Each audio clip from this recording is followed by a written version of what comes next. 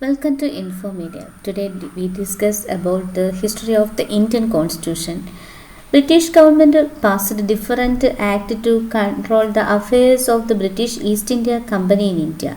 We discuss about detail about the different act passed by the British government.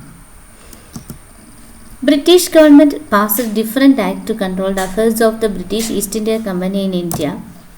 First one, Regulating Act of 1773, Pitt's India Act of 1784, Charter Act of 1833, Charter Act 1853, Government of India Act 1858, Indian Council Act of 1861, Indian Council Act of 1892, Indian Council Act of 1909, Government of India Act 1919, Government of India Act 1935.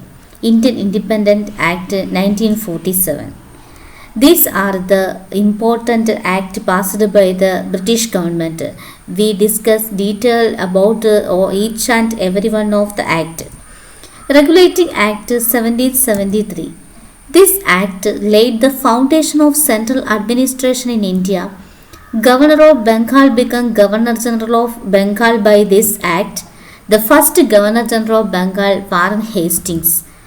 It created an executive council of 4 members to assist the Governor General.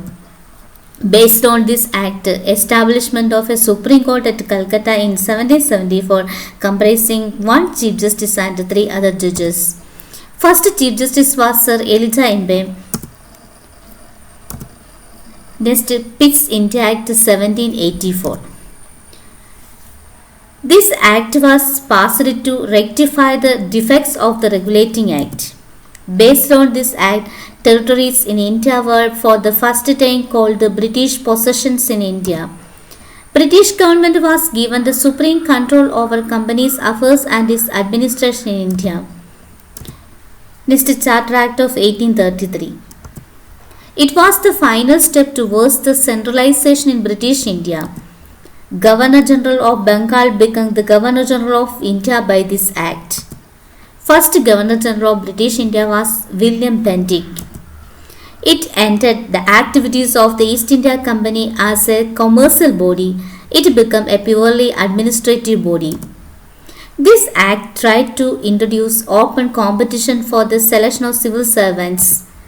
It stated that Indians should not be debarred from holding any office under the company. This provision was removed because of the opposition from the Court of Directors. Next is Charter Act of 1853. This was the last of the Charter Act passed by the British government. It established a separate Governor General's Executive Council which came to be known as the Indian Legislative Council.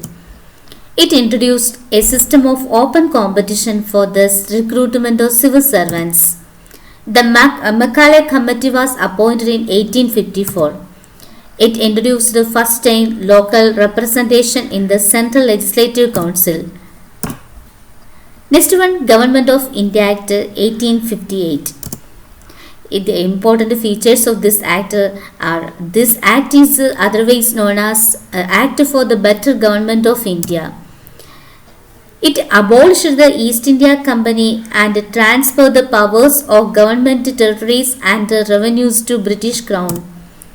It changed the designation of Governor General of India to the Viceroy of India. He was the direct representative of British Crown in India.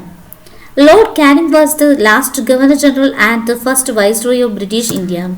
It created a new office called the Secretary of State for India.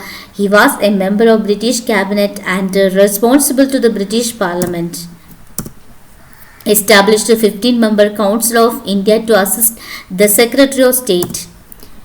The Queen's Proclamation was on the 1st November 1858, which came to be known as the Magna Carta of the People of India. First Secretary of State for India, Edward Henry Stanley. Last Secretary of State for India, William Francis Harry. The longest serving Secretary of State for India, George Hamilton.